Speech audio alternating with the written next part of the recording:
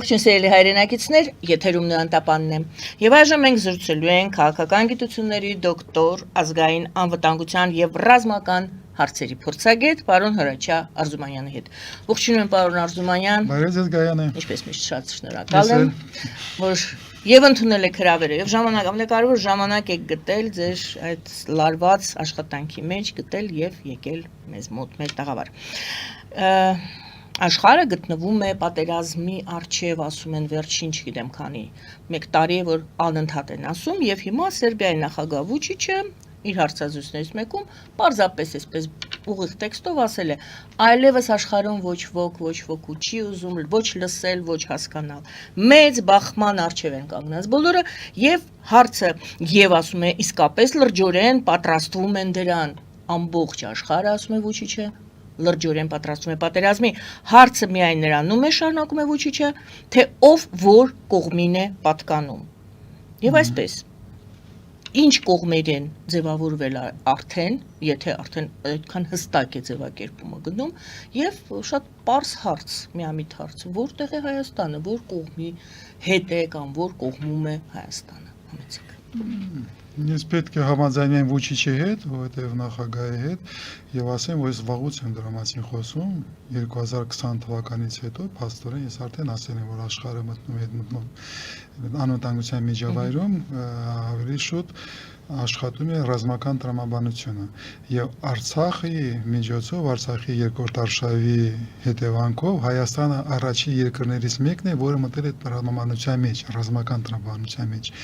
Մենք մտել ենք այդ նոր ձևավորվող միջազգային անվտանգության միջավայրի մեջ, այդ աշխարհի առաջիններից մեկը 2020 թվականին։ Հետո այդ տրամաբանությունը լայնանում է, մեծանում է, հետո ուկրաինական պատերազմից 2022 թվականին սկսեց եւ նման տրամաբանությունը հաղթեց հետսովետական Եվրոպայի հետսովետական տարածքում ուկրաինական պատերազմի շուրջ եւ 2025 թվականին մենք տեսնում ենք, որ պատերազմից մեջ է մտնում նաեւ մեծ Եվրոպան, մնացած Եվրոպան։ Զուգահեռ ամեն տեսնում ենք, որ Մերձավոր Արևելքում 2023 թվականին նույն ռազմական տրամաբանությունը հաղթեց եւ խաղաղության մասին խոսել անհնար է եւ Մերձավոր Արևելքում է 2023 թվականից չի կարելի խոսել խաղաղության մասին։ Եվ Հայաստանում սկսած մենք որպես Մերձավոր Արևելքի հետսովետական տարածքի մաս այդ տրամաբանությունը անցել է մեծ Եվրասիայի տարածքում մի քիչ խաղաղ է մնում հարաբերական խաղաղության մեջ է մնում Ասիան, բայց Ասիայում Թայվանի խնդրը Չինաստանի Թայվանի խնդրը բոլորը հասկանում են, որ կարող է պայթի, ոչ մեկը չի կարող ասել Չինաստանն ինչ քաղաքականություն կվարի, բայց այնտեղ նույնիսկ ռազմական տրամաբանությունն է, եւ Չինաստանն է մեծ տեմպերով ռազմականում եւ Թայվանն է փորձում վերականգնել իր ռազմական ներուժը, որը 20 տարվա ընթացքում մի քիչ փոքրացել է։ Այո, Վուչիչը ճիշտ է։ Աշխարհը կանգնած է մեծ պատերազմի եզրին եւ կան պատերազմի թատերատեղեր, որտեղ այդ ամենը դատամերաբեմ է, որտեղ սկսել է։ Եվ այստեղ Վուչիչը իրոք ճիշտ է։ Այդ վիճակում դու կարող ես խաղալ, մանևրների մեջ մտնես եւ խաղաղությունը կամ հարաբերական խաղաղությունը, երբ սկսում է պատերազմ, դու պարտավոր ես ձևավորել ով է քո թշնամին, ով է քո դաշնակիցը։ Շատ դժվար է մնալ չեզոք մանավանդման երկրի ոնց Հայաստանն է։ Եվ մենք այստեղ ունենք տրամաբանական կամ չգիտեմ ոնց ասեմ պրոբլեմ եւ պարադոքս, որտեղ հայ ազգը եւ հայկական հասարակությունը հասկացել է, որ իր ճանապարհը Եվրոպան է։ Մենք պիտի միանանք ժողովրդավարական ճամբարին եւ գնանք դեպի Եվրոպա, եւ որտեղ փաստորեն կարելի է խոսել 3 ճամբարների մասին։ Մեկը հարաբերական ժողովրդավարական ճամբարն է եւ բևեռն է, որ այ երկրները, որոնք ժողովրդավարական ճանապարհն են ընտրել, պայմանավորական կարելի ասել արևմուտք, որտեղ Ճապոնիան էլ արևմուտք եւ հարավային Կորեան էլ արևմուտք։ Երկրորդը բևեռը կամ ճամբարը դա ավտորիտար երկրներն են, ուժային կենտրոններն են, որը ձևավորվում է եւ Չինաստանի շուրջ հիմնականում նաև Ռուսաստանն է արդեն կցվել, Իրանն է կցվել, Հյուսիսային Կորեան եւ այլ, եւ կա երրորդ խումբը աշխարհի երկրների գլոբալ հարավային երկրները գլոբալ հարևմուտքը, որը չեզոքացրած է եւ ինքը ուրիշ ֆունկցիաներ ունի, ինքը չի ուզում ունենալ երկու ճամբարներ։ Ովքեր են դա։ Այդ Աֆրիկան, Լատինական Ամերիկան, Որտեղ չի Հայաստանը։ Որտեղ Հայաստանը չի, մենք կանգնած ենք ընտրության առջև։ Դեռ մենք դեռ ընտրության առջև ենք։ Ցավոք սրտի այո, որտեղ հասարակությունը մեր բնազդը ասում է, որ պիտի գնանք դեպի Եվրոպա, դեպի Արևմուտք, իսկ արդիական իշխանությունները եղել են եւ մնում են Եվրասիական ճամբարում։ Այսօրվա իշխանությունը, իշխող վերնախավը մտադիր չի փոխել բևեռը եւ վարչապետը հայտարարել է, որ որևէ ռազմավարական շրջադարձ չի լինելու եւ վերջի ժամանակները մենք հիշում ենք, որ Հայաստանը մտել է Շանխայյան փոխգործակցության կազմակերպության մեջ, ուզեցել է մտնել BRICS-ի մեջ, այն ալյանսների եւ հարթակների մեջ, որոնք ձևավորել են Եվրասիայում եւ որտեղ հիմնականում ավտորիտար երկրներն են եւ դեստեղ հակասություն է ստացվում, որտեղ Հայաստանի եւ հայ ազգի շահերը, սկզբունքները, լուծումները գտնում են արևմտյան ուղղության վրա, իսկ իշխանությունները հետսովետական Հայաստանը, սկսած Լևոն Տեր-Պետրոսյանից, եղել են եւ մնում են Ռուսաստանի ազդեցության տակ եւ մնում են Եվրասիայում։ Եվ եթե սկսի պատերազմը, մենք կանգնած ենք այլ դժվար խնդրի առջև, որտեղ դու դաշնակից ես, ռազմական դաշնակից ես այն ճամբարի, այն երկրների, որը պատրաստ չեն եւ չեն պաշտպանելու քեզ։ Իսկ այն ուժային կենտրոնները, որը կարող են քեզ հասցնել օժանդակություն, ում հետ դու կարող ես ունենալ բնական եւ ռազմավարական հարաբերություններ, քեզ համար կդառնան թշնամի։ Վուչիչը փաստորեն ասում է, որ ակտիվորեն բոլորը պատրաստվում են պատերազմի եւ արդեն բոլորը պետք է ճամբարները ընտրեն։ Դուք ասում եք Հայաստանը այսպես միջանկյալ վիճակում է։ Փաշինյանը դա բացատրում է հետեւյալ, դրան անվանում է տվել բալանսավորված քաղաքականություն, ասում է նա։ Բալանսավորված քաղաքականության դրական հատվածը եկեք դիտարկենք այս պայմաններում, երբ որ Վուչիչը ասում է արդեն եկել է պահը որոշում կայացնելու եւ վտանգները։ Ես մի դիտարկում եմ ուզում կամ մի մեջբերում եմ ուզում ներկայացնել, որից հետո այս հարցին պատասխանենք նորից, որքանով է բալանսավորված քաղաքականությունը պատասխանում այն հարցին, թե ինչ է անում այսօր Նիկոլ Փաշինյանը եւ արդյոք դա արդյունավետ է Հայաստանի համար։ Թուրքիայի արտգործնախարար Ֆիդանը այսպեսի միտք է արտահայտել, ասում է Ուկրաինայի եւ Ռուսաստանի միջև խաղաղությունը չի լինու ոչ թե որովհետեւ դիվանագիտական անհաջողություններ կան, այլ պարզապես որովհետեւ երկու երկրները իրար շարունակում են ազդանշաններ ուղարկել, որ մենք պատրաստ ենք պատերազմի։ Ասում է, եթե մեկը նրանցից մեկը ցույց տա, որ ինքը մի քիչ թույլ է եւ պատրաստվում է զիջումների, մյուսը ել ավելի կուժգնացնի իր հարվածները։ Դրա համար երկուսը այսպես մրցակցում են իրար հետ, թե ով ավելի ուժեղ է եւ ով ավելի շատ է պատրաստ պատերազմը շարունակելու։ Եվ այստեղ նա բերում է այսպիսի ձևակերպում. երկու կողմերը, ասում է Ֆիդանը, ուկրաինական եւ եվրոպականը մի թևում են ուկրաինականը եւ եվրոպականը ըստ Ֆիդանի եւ ռուսականը մաքսիմալ ուժեղացնում են ռազմական կարողությունները։ Իմ դիտարկումով առաջին անգամ է այսպես ուկրաինական եւ եվրոպականը մի ռազմաճակատ նշվում։ Արդյոք առաջին անգամ չէ դա։ Արդյոք ուկրաինականը եւ եվրոպականը արդեն այդ բևեռներից մեկն են, Միացյալ Նահանգների մասին կխոսենք, եւ ռուսականը։ Եվ նորից հետ գանք, որտեղ է Հայաստանը։ Մի քիչ տխուր է, վերջից կսկսեմ, որովհետև Ֆիդանը, Թուրքիայի արտգործնախարարը ձևավորել է, կարելի ասել, բանակցությունների կլասիկ մոդելը, ոնց են սկսում վարվում բանակցությունները ռազմական գործողությունների ֆոնի վրա հետևից եւ տխուրությամբ պետք է նշել, որ հայկական կողմը անում է լրիվ հակառակը։ Հայկական կողմը իր հարաբերությունները Ադրբեջանի Թուրքիայի հետ միանգամից հանձնվում է, միանգամից ձեռքերը բարձրացրել է եւ պատրաստ է գնալ բոլոր զիջումներին, որը թելադրում է հաղթած կողմը։ Նման մոտեցումը բանակցությունների մեջ անընդունված է։ Ինձ չի կարելի վարել բանակցություններ։ Եվ Ֆիդանը ուղղակի ինձ համար նորից են կրկնում տխուր է, բացատրեց ոնց պիտի վարեն Ասես կլասիկ ձևը դա է, որ դու զիջումը չես դու ինչքան թույլ ես, այնքան պիտի զիջես, այնքան ավելի ուժեղանալու է։ Եթե ցույց տաս, որ դու հզոր ես, որ դու պատրաստ ես դիմադրելու, որ կարողանաս գնաս բանակցությունների։ Հայկական կողմը անում է լրիվ հակառակը, եւ դա անընդունելի է։ Այդ առաջի կտորը։ Երկրորդը ոչ մի նոր բան չկա, Ֆիդանը հայտարարեց այդ ձևակերպումը, որ Ուկրաինան Եվրոպայի հետ է, բայց այստեղ ավելի հետաքրքիր է պետք է նշել, որ նման ձևավորումը ձևավորել է ոչ թե միայն ՆԱՏՕ-ն, ոչ թե միայն Եվրոպան, բայց Ռուսաստանը, Լավրովը, Պուտինը հայտարարել են, որ իրանք պատերազմի մեջ են ՆԱՏՕ-ի դեմ։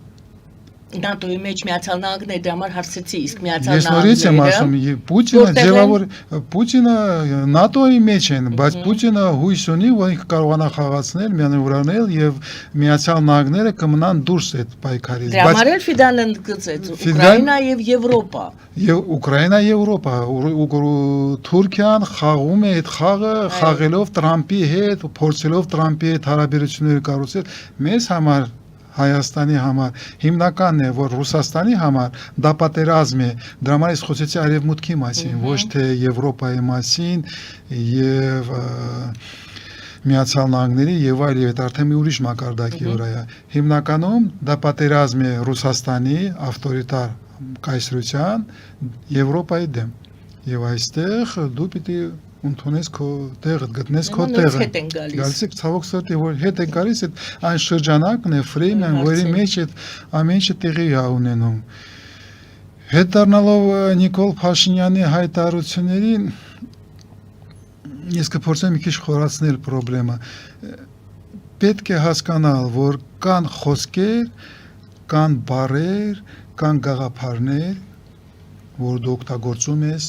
կամ գիտակցական, խոր, կամ պոպուլիստական, խաղալով, խոսքերով, մտնելով խաղի մեջ, եւ կա իրականություն։ Հողի վրա։ Մինչև այսօր մենք խոսում ենք Գայանե, ես խոսում եմ իրական պատերազմի մասին, հողի վրա պատերազմի մասին, որտեղ զոհվում են զինվորներ, քաղաքացիներ, ռմբակոծվում են, իսկական պատերազմ, ոչ թե խաղալիք, տեսակորեն, խոսքերի պատերազմ, խոսքերի պատերազմը խիստ կարևոր է, բայց պետք է տարանջատել։ Նիկոլ Փաշինյանը հայկական իշխանությունները կարող են խաղալ խոսքերով, փորձելով բացատրել ինչ են ուզում, բալանսավորված է, բազմավեկտորային է, S1-ը, M1-ը, իրականության մեջ հողի վրա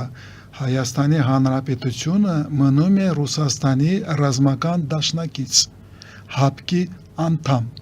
վերջակետ։ Եվ երբ Աստված չանի մեծ պատերազմ սկսի, իսկական գործիչները, ռազմական գործիչները, քաղաքական գործիչները, խորքային, որը պլանավորում են պատերազմը, իրանց պլանների մեջ, իրանց տրամաբանության մեջ Հայաստանը Ռուսաստանի ռազմական դաշնակիցն է։ Նշանակություն չունի Հայաստանը ինչ հայտարարություններ է անում։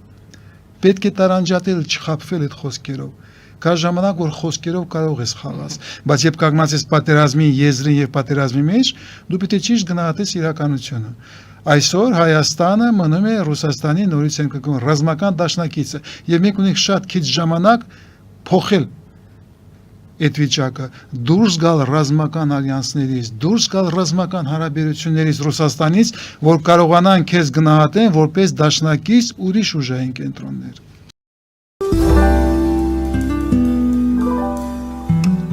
Ֆելիչե ժամանակակից ատամնաբուժական կլինիկա։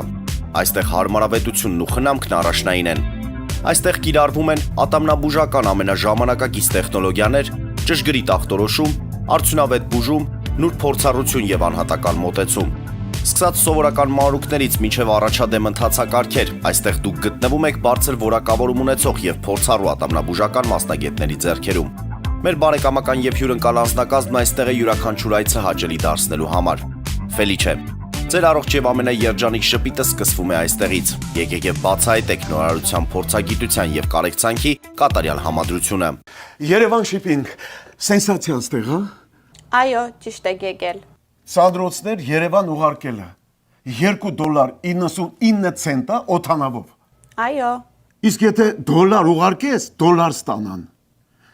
այո, Իսկ որ տանեն տուն հասցնեն, էլի մի տոկոս, հա։ 2%։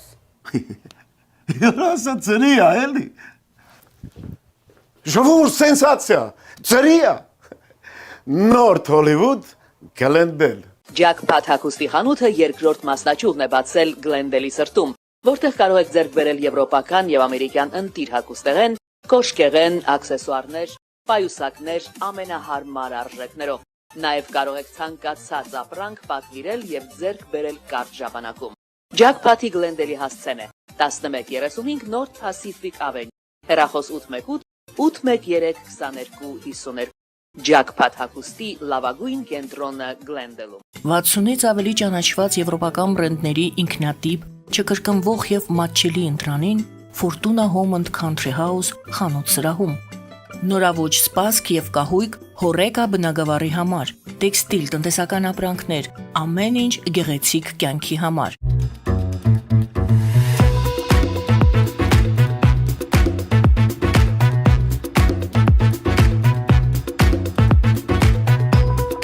Արարատ ռեստորան, ընտանեկան եւ ընկերական ժամանցի լավագույն հասցե, սիրված արտիստներ, հյուրընկալ մթնոլորտ, հարուստ ճաշացան, անմահական խորտիկներ, Արարատ ռեստորան, հասցեն անփոփոխ, սիրով սպասում ենք ձեզ։ Լավագույն պաղպաղակ, բնական, համեղ եւ մատչելի գներով պաղպաղակը կարող եք ձեռք բերել բոլոր հայկական խանութներում։ Պահանջեք հայկական պաղպաղակ, Թամարա պաղպաղակ։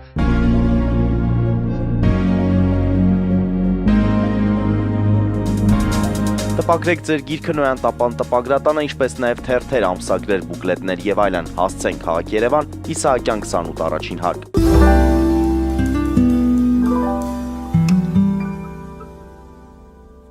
Հաջորդ թեման շարունակությունն է մեր այս զրույցի, ընդլայնման հարցերով Եվրամիության կոմիսար Մարտակաս։ Նա այսպես է հայտարարել, որ տրանսպորտը եւ լոգիստիկան կարող են դառնալ Ադրբեջանի, Եվրամիության եւ Հարավային Կովկասի միջև հարաբերությունների ամրապնդման հիմք։ Մենք դիտարկում ենք այսպես, ոչ միայն շարունակելով այդ Վուչիչի միտքը, որ բոլորը պատրաստվում են մեծ պատերազմի,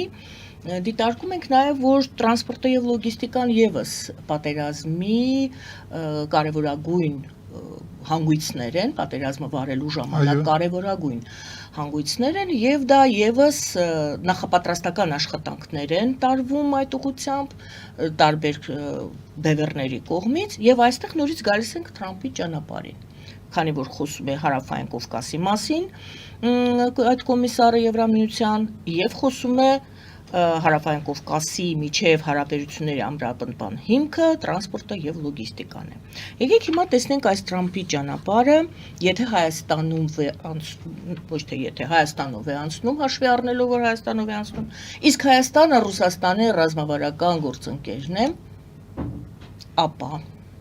ապա գայան նույն խնդրեմ է առաջ է կանգնում։ Առաջինը պետք է հասկանալ, որ այո ենթակառուցվածքները ոչ թե միայն պատերազմի բաղադրիչ են, բայց բացի դրանից ռազմական գիտությունում ձևավորված է հասկացողություն ենթակառուցվածքային պատերազմ ենթակառուցվածքների մեջ եւ այլ դա խորքային հասկացողությունը, դա բնական է, բայց պետք է հասկանալ, որ ենթակառուցվածքների պատերազմը զարգացնում է, ձևավորում է մի ժամանակի մասշտաբի վրա Ենթակառուցվածքները տասնյակ տարիներով 15, 10-20 տարվա ընթացքում են զարգանում, երկու օրում չի զարգանում եւ կա պատերազմ, ավանդական, որը զարգանում է տարիների, ամիսների մասշտաբի վրա։ Այնինչ ասում է Կալասը ճիշտ է, բայց դա զարգանալու է 10-20 տարվա ընթացքում։ Աշխարհը եւ մենք կանգնած ենք պատերազմի եզին, որը կարող է 1-2 տարվա ընթացքում սկսի։ Ինչպես ասում են այսօր եւ այստեղ եւ դու չես հասցնելու, դու այդ տրամաբանությունը, այդ առավելությունները, որը տալիս են քեզ ենթակառուցվածքները, կարող է չհասցնես։ Այդ պիտի հասկանաս, որ հույսեր մեջ չկապես դրա հետ։ մի կողմից։ Մյուս կողմից դու պիտի Կարող ես հույսեր կապել հերակա պիտի կապես հերակայի վրա, հերանեկարային, ոչ թե այսօր։ Հիմա այսօր մենք ինչու։ Այսօր դու պիտի հասկանաս, որ այն ճանապարհը Տրամպի ենթակառուցվածքային լուծումները, որ ուզում է Միացյալ Նահանգները մտցնեն նրա մեջ նաև Հայաստանը, դրական կլինեն Հայաստանի համար։ Եթե կարողանաք իրականացնել, բայց այսօր այդ նախաձեռնության մեջ մենք ունենք լոկ 3 հատ ստորագրություն եւ Տրամպի ցանկությունը կանգնեցնել պատերազմ, ստանալ Նոբելիական մրցակույտ, պրեմիան եւ խաղաղություն բերել Հայաստանի Ադրբեջանի միջև ընդամենը խոսքեր են, ցանկություններ են եւ 3 ստորագրություն։ Մենք չունենք պրոյեկտ։ Հայաստանի համար խիստ կարևոր է, որ ունենաս պրոյեկտ, որովհետև Հայաստանի համար նման պրոյեկտներ, այդ ճանապարհային ենթակառուցվածքային պրոյեկտը նախաձեռնությունը բերում է եւ ինքնաիշխանության վտանգներ եւ հնարավորություններ, ազգային անվտանգության սպառնալիքներ եւ հնարավորություններ, կոմունիկացիոն հնարավորություններ եւ սպառնալիքներ եւ Հայաստանը պարտավոր է ունենալ ամբողջական լուծում, փաթեթային լուծում, որտեղ բոլոր շերտերը, շատ շերտեր կան, բոլոր շերտերում կա ձևավորված մոտեցումներ, լուծումներ եւ մնեք ընդհանուր համապարփակ պրոյեկտ։ Նման պրոյեկտի պատրաստումը ահռելի մեծ աշխատանք է։ Մի տարի առնվազն պիտի աշխատես, որ կարողանաս կառուցես։ Ես չեմ տեսնում որևէ նմուշներ, որ նման աշխատանքներ սկսել են։ Ես չեմ տեսնում, որ հայաստանական կողմը, Միացյալ Նահանգները, Թուրքիան, Ադրբեջանը, Իրանը բոլորը պատրաստ են նման աշխատանքներ սկսեն, ձևավորված են կոմիսիաներ, աշխատանքային խմբեր եւ այլ։ Այսօր ցավոք սրտի ինձ համար Միացյալ Նահանգները ունեն ցանկություն մտնել Հայաստան, բայց դա ցանկություն է, որը ձևավորված չի։ Դա համար երկար խոսել եւ մեծ հույսեր կապել այդ նախաձեռնությամբ ես կսպասեմ։ Եվ դա ձևավորվի Հայաստանի համար մի փոքր ավելի հեշտ կլինի խնդիրները, որովհետև այսօր Հայաստանի պարտադրում են 2020-23 թվականի երկրորդ Արցախյան արշավից հետո լուծումներ 3 գումարած 3 հարթակի մեջ եւ 3 ուժային կենտրոններ, ավտորիտար ուժային կենտրոններ, Ռուսաստանը, Թուրքիան եւ Իրանը պարտադրում են Հայաստանին լուծումներ եւ Հայաստանը որևէ ընտրություն չեր ուներ, որտեղ ինքը պարտված է։ Եթե ձևավորում է պրոյեկտը սկսում է, փաստորեն Ռուսաստանը դուրս է մղվում այս պրոյեկտից, Իրանը հեռացնում է եւ մնում է Թուրքիայի շահերը եւ Միացյալ Նահանգների շահերը։ Մենք ստանում ենք եւ մնում է Ադրբեջանը եւ Հայաստանը որպես փոքր երկրներ։ Ստացվում է ֆորմատ 2 գումարած 2, որտեղ մի ուժային կենտրոնը Միացյալ Նահանգները հաստատ ավելի լավ է, քան ասեք Ռուսաստանը կամ Իրանը։ Դրա համար Հայաստանի համար միջազգային անվտանգության միջավայրը լուծումները, որը կարող ես գտնել, մի քիչ թեթևանում են, որտեղ Թուրքիան մնում է, Ադրբեջանը մնում է, բայց չկա արդեն Ռուսաստանը եւ Իրանը։ Դա ավելի հեշտ է լուծել։ Այսինքն Հայաստանը մենք ստանում ենք ավելի ալտերնատիվ, ավելի լավ հնարավորություն շրջանակ լուծել։ Բայց այդ ամեն ինչը մնում է օդում Տրամպի խոսքից, ստորագրությունից կախված։ Եվ մի պիտի մեծ աշխատանք անենք, որ այդ խոսքը դառնա պրոյեկտ։ Այդ աշխատանքները չկան եւ նորից եմ կրկնում, ես կսպասեմ, չեմ գնահատական չեմ տալ, որովհետեւ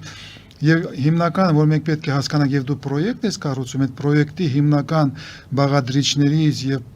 բաղադրիչներից մեկը պետք է լինի, որ այդ պրոյեկտի իրականացման տարածքում չպիտի լինի որևէ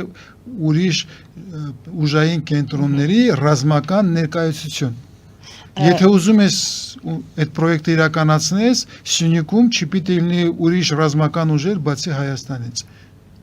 Եթե դա չես ապահովում, Ռուսաստանը ես համոզված եմ հաստատ կպայթեցնի այդ պրոյեկտը։ Եվ ինքը կունենա հնարավորություններ պայթեցնելու։ Հիմա դիտարկենք, տեսնենք Ադրբեջանը ինչ խաղ է այդտեղ խաղում։ Ադրբեջանը ցույց է տալիս, որ շրջվել է Ռուսաստանից եւ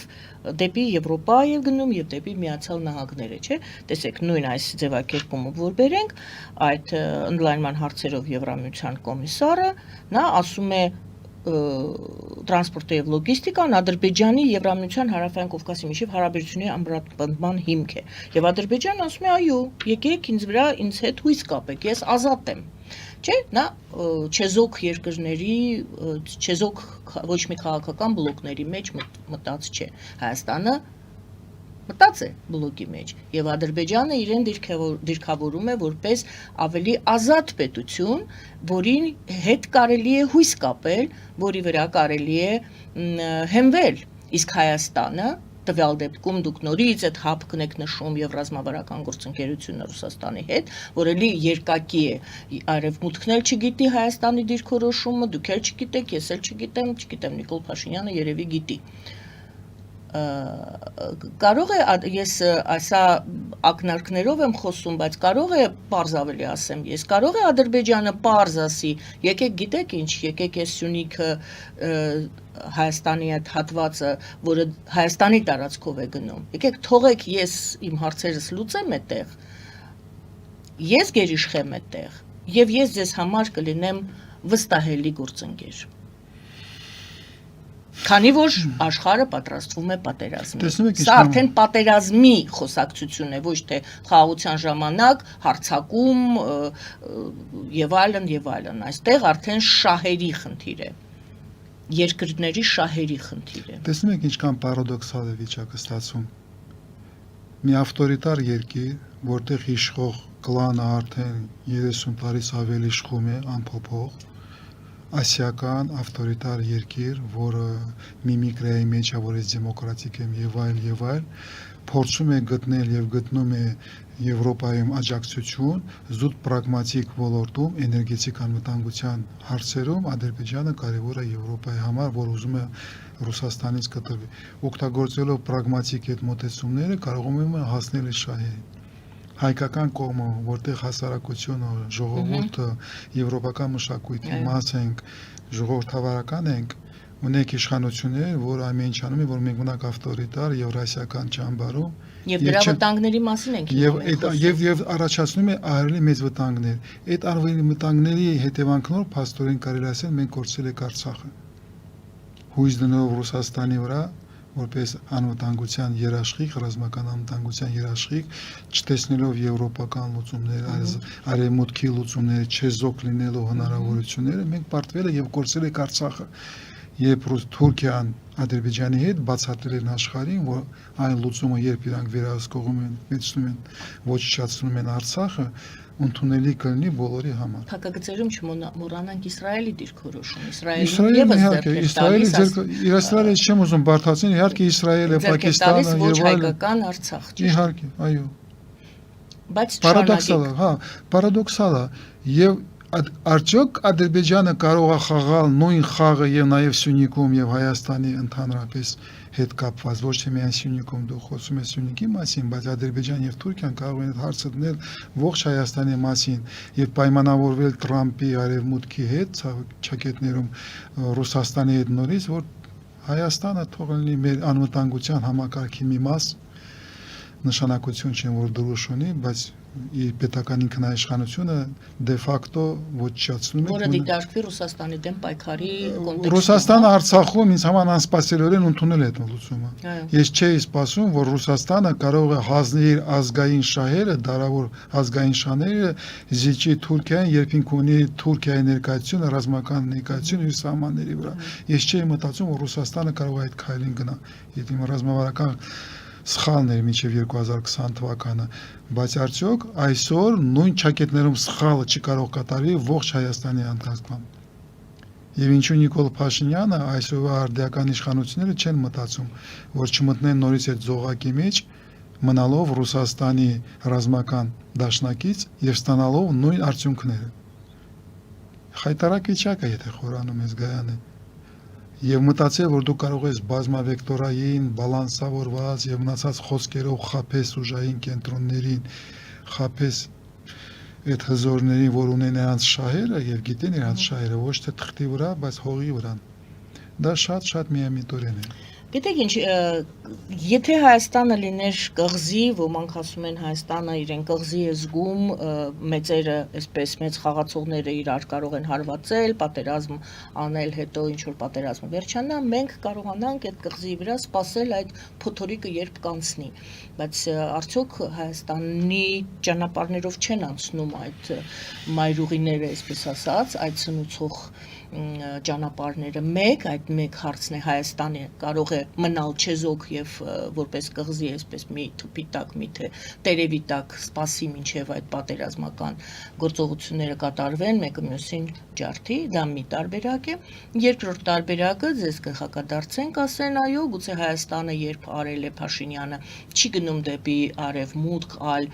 մնում է ավելի շատ երեսով շրջված դեպի Ռուսաստան, ինչպես դուք եք ասում, շարունակելով մնալ, դուք դատում եք նրանով զուտ նրանով, որ նա շարունակում է մնալ եւ հապկում եւ ԵԱՏՄ-ում եւ այլն։ Շոսն է մտնում, Շանխայն է մտնում, Բրիքս է մտնում, դուք դատում եք դրանով, շրջված դեպի Ռուսաստան, հույսը դրել է նրա վրա, որ այո, գիտակցում է, որ իր ճանապարհը Հայաստանը այսպես կենտրոնական Խաչմերուկ է, չէ՞ ասում, Խաչմերուկում է գտնվում, Խաչմերուկ է։ Նա վստահ է, որ Ռուսաստանը կջախջախի, ինչպես ասեց Ֆիդանը, Ուկրաինան եւ Եվրոպան։ Ուկրաինային եւ Եվրոպային մեկ որպես մեկ ճամբար։ Հույսը դնելով նրա վրա, որ Թրամփը այսպես չանվանվեց ոչ տեղ Թրամփի վրա։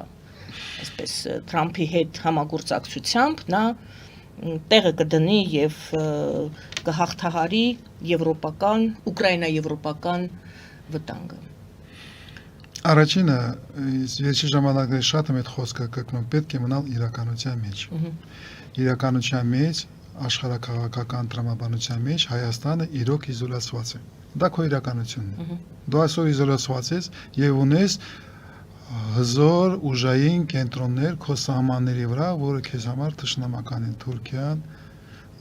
Իրանը չեմ ուզում ասել, թշնամական չի, բայց ավտորիտար է, չեզոք հնարավորությունները դեռ ունենք։ Խորացնելով իր հարաբերությունները իդեպ Ռուսաստանի հետ, այսօր էլ ինֆորմացիա եղավ, որ Միացյալ Նահանգների հետ այլևս չի ուզում բանակցությունների գնել Իրանը։ То есть ունես ավտորիտար ուժային կենտրոններ, որը թշնամական է Ռուսաստանը հաստատ թշնամի է, Թուրքիան հաստատ։ Այդ քո իրականությունն է։ Դու դրա մեջ ես։ Արդյոք այդ վիճակում հնարավոր է որ Հայաստանը մնա չեզոք։ Դա հնարավոր է, բայց դա ենթադրում է հզոր երկիր, որը ունի պաշտպանության եւ անվտանգության համակարգ, ռազմական ուժեր, որը իրան թույլ են տալիս պաշտպանել իր տարածքը, պաշտպանել իր պետական ինքնաշխանությունը։ Դա ուրիշ Հայաստանը։ Եվ ես հույս ունեմ մենք ման Հայաստան կկառուցենք, որ այնքան հզոր կլինի, որ թույլ կտայել ճոխություն չմտնել որևէ ճամբար։ Այսինքն այնպես ինչպես եղել է Շվեդիան 200 տարի։ Շվեդիան ինքան հզոր էր ռազմական իր համակարգով, ռազմաարդյունաբերական համալիրով, ռազմական անվտանգության համակարգի կառուցված, որը կառուցված էր հողի մեջ, որ պաշտպանի Ռուսաստանի դեմ հիմնականում, ով ոչ մեկը չի համարձակվել Շվեդիայի դեմ պատերազմ սկսի։ Վերջի ժամանակ에 ինքը մտել է ՆԱՏՕ, որտեղ այդ տրամաբանությունը այս մեծ պատերազմի սպասող մեջ չի աշխատում, բայց որպես թեորետիկ մոտեցում դու կարող ես ման լուծում ունենալ ազգային, բայց այդ լուծումը պարտադրում է ուրիշ Հայաստան, հզոր ռազմական ուժերով։ Այդ ուղղությամբ ես հույս ունեմ, որ մենք կգնանք այդ համապարփակ պաշտպանության եւ անվտանգության համակարգն է մոտեցումն է եւ ողջ հայ ներուժը հավաքվում է այդ խնդիրը լուծելու համար այդ ֆրեյմվորքը այդ կոնցեպտը ձևավորված է վերջի 4 տարի մենք դրանով զբաղվում ենք բայց այդ ապագան է գայանը մենք այդ դասը չունենք դու այսօր ստիպված ես եւ պարտավոր ես անել ընտրություն Արդյոք մենք կառուցենք այն Հայաստանը հույս ունեմ 20 տարուց հետո կարող է դառնի այսօր այդ հնարավորությունը չկա պետք չէ կտրվել իրականությունից մտնել ֆանտազիաների մեջ եթե դու քեզ նայում ես որպես խաչմերուկ այս վիճակում դա նշանակում է դու հազում ես պետական ինքնաիշխանությունը այդ ժամանակ դու խաչմերուկ ես եւ քեզանից չեն հարցնում ով է հանցնում այդ խաչմերուկները եւ երբ հանցնում քո շահերը ազգային շահերը պետական շահերը չեն հետարկում եթե այդպես ես մոտենում դու կորցնում ես ամեն ինչ եթե ուզում ես պահպանես քո պետական ինքնաիշխանությունը պահպանես Հայաստանը պետությունը դու պարտավոր ես անել ընտրություն Դու չունես նորից ենք կրկնում այն ներուժը, այն հնարավորությունները մնալ չեզոք, մնալ անկախ։ Լավ, մենք ասացինք, որ ընտրությունը ոնց որ թե արված է։ Արված է ընտրությունը։ Շրջված է դեպի Ռուսաստան, չէ, այս վերջի։ Մնում է, ոչ թե շրջված է, մենք մնում ենք։ Մնում է շրջված կամ լավ։ Մնում է, որտեղ է սկսել է Լևոն Տեր-Պետրոսյանի օրոք, հետսովետական Հայաստանը եղել է եւ մնում է եվրասիական պետություն Վերջին ձևակերպումն էլ հիշում եք Փաշինյանի եւ Արարատ Միրզոյանի, եթե Եվրոպան մեզ չընդունի, եթե չստացվի մեր անդամակցությունը, ապա մեզ գոնե այս ռեֆորմները կմնան։ Այսինքն չի հաստատակամ կամ հաստատում, որ որոշում են դիմում գրել անդամակցություն եւ այդ ճանապարհով հաստատուն քայլերով գնալու են այսպես գեղեցիկ ձևակերպել։ Բացի դեկլարացիայից եւ օրենքից ոչինչ բան չունենք։ Իրականության մեջ մենք ունենք եվրասիական Այդ դեպքում ստացվում է արդյոք հարցնում եմ ստացվում է Հայաստանի անվտանգության ազգային անվտանգության տեսանկյունից անհրաժեշտություն գնալ դեպի Եվրոպա թե ոչ Հայաստան հույսը դրել է նրա վրա որ Ռուսաստանին կհաջողվի հաղթահարել Գուցե Թրամփի միջոցով, գուցե Ռուսաստանը իր ներուժը ունի, չէ՞, Պուտինը ասաց, հələ թող փորձեն ռազմական տեսակետից ինձ կոտրել, չեն կարողանա։ Գայանը ես կասեմ, Եվ Փաշինյանը հավատում է դրան։ Ես նորից կարող եմ կրկնել, ինձ համար Ռուսաստանը արդեն պարտվել է։ Մի քիչ ներեցեք ժպտում եմ, երբ խոսում եմ Ռուսաստանը կարող է հաղթի Եվրոպայի, Ռուսաստանի տնտեսական հզորությունը Իսպանիայի բյուջետի չի համեմատում, ավելի քիչ է։ Մտածել, որ Ռուսաստանը կարող է հաղթել եվրոպական երկրները, դա մի քիչ միամիտորեն է, կամ սպեկուլյացիա եւ տեղեկատվական պատերազմի գործողությունների հետևանքն է։ Ինձ համար Ռուսաստանը արդեն պարտվել է, որտեղ Ռուսաստանը 3 տարի է պատերազմի մեջ է։ Ուկրաինայի դեմ, ոչ թե Եվրոպայի դեմ, առաջատար երկրների դեմ, կորցրել է 1 միլիոնից ավել արդեն զոհված, զվերավորված զինվորներ, կորցրել է ահռելի մեծ քանակով ռազմական տեխնիկա, ենթակառուցվածքներ եւ այլ, եւ ընդամենը կարողացել է Ուկրաինայից վերցնել տարածքի 20%, ընդամենը 20%։ Եվ հասկանալի է այսօր ռազմական գործողությունների տրամաբանությունը ձևերը փոխվել է, դրանից ավել չի կարողանալու անցնել։ Շատ դժվար մեծ փոքր քայլերով մսաղացի մեջով փորձում է քայլ առաջ գնալ, կորցնելու ամեն ինչ։ Ինքը այնքան է արդեն կորցրել այս պատերազմի մեջ Ուկրաինայի դեմ, որ մտածել, որ այս երկիրը ուժային կենտրոնը կարող է գնալ եվրոպական ՆԱՏՕ-ի անդամների, ՆԱՏՕ-ի դեմ առանց Միացյալ Նահանգների, դաժե մտածեք դա միամիտություն է կամ խաբեություն է։ Իսկ Իրանի եւ այդ այսօր Իրանը, Ռուսաստանը պատերազմի 3-ը Թուրքիան եւ Իրանը,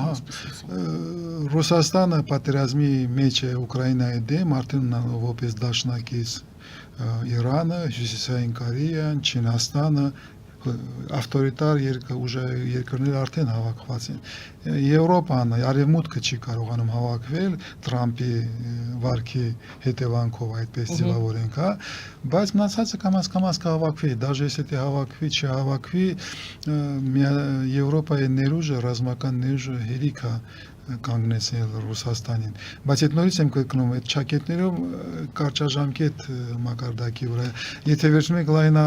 ավելի հեռակա նկարների վրա, այն կորուստները, դեմոգրաֆիկ կորուստները, տնտեսական կորուստները, որ տարել է Ռուսաստանը, արդեն պարտություն է գայան։ Ռուսաստանը երկար ժամանակ, մի 40 տարի չի վերականգնելու այս պատերազմի հետևից, եթե կարողանա այդ պատերազմը վերջացնել, որտեղ ես չեմ տեսնում ոնց կարող է այս պատերազմը վերջացնել, որտեղ Ռուսաստանը, Պուտինը այս պատերազմի հետ կապել է իր անձնական քաղաքական ապագան, եւ այս պատերազմը ամեն օր ահռելի մեծ ռեսուրսներ է վերցնում Ռուսաստանից։ Պետք է հասկանալ, որ պատերազմը բացի ռազմական կորուստներից ահռելի մեծ տնտեսական, ֆինանսական կորուստներ են։ Պատերազմը միշտ եղել է մնում է շատ ու շատ թանկ գործողություն, ռազմական պետական գործողություն, եւ ամեն օր պատերազմի Ռուսաստանին ավելի շատ է թուլացնում։ Եվ ուժային կենտրոնների, մնացած մեծ ուժային աշխարհակաղակական կենտրոնների դա ձեռք է տալիս։ Այս մսաղացը, որը Պուտինը կազմակերպել է սկսած Հայաստանում, Արցախի պատերազմից եւ որը շարունակում է Ուկրաինայում։ Դրա համար Այստեղ ոչ մի լավ բան չի սպասում։ Արդյոք կարող է այս պատերազմները փոքր ճակետներով ռեգիոնալ պատերազմները, եվրոպական պատերազմը,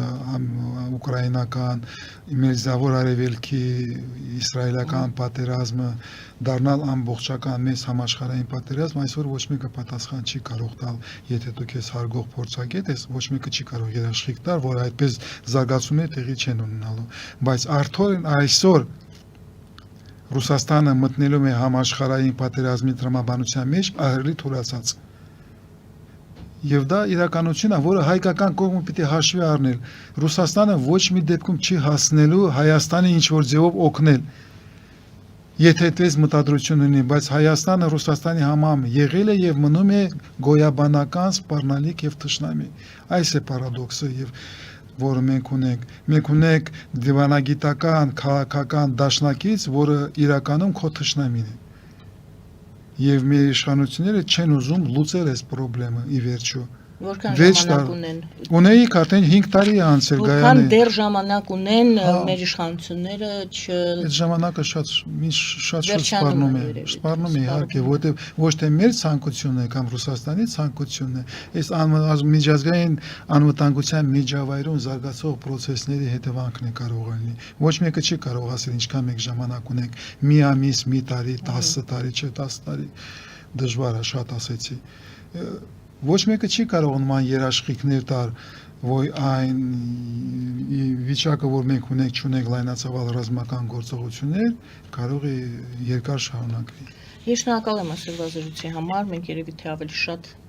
հարցեր բարձրացրեցինք, քան չէ, պատասխանը մեկն է, Հայաստանը երևի թե ձեր պատասխանը մեկն է, Հայաստանը պետք է կողմնորոշվի արագ։ Իհարկե, եւ ունենք շատ քիչ ժամանակ կողմնորոշվելու եւ վերջո